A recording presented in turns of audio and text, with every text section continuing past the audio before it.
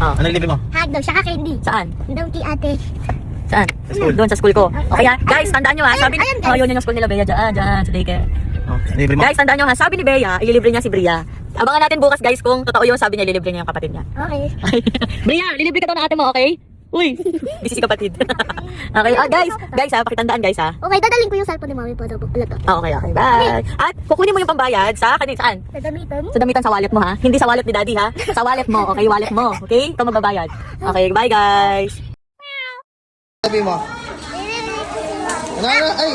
Ano sabi mo?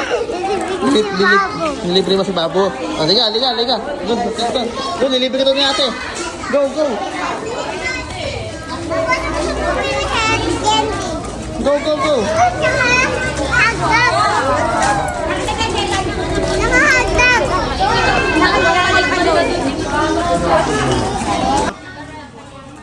Ate, yung tubig ko.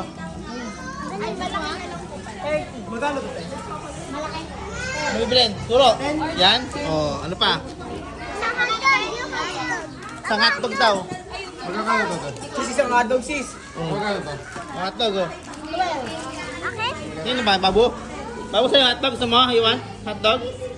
Saka sa akin, bibili ako mamaya. Sa akin. Sa akin no. So yun to. Ay ni Babu. Yung candy, libre ni ate. Yun, candy ni ate libre. Magbayad ka na.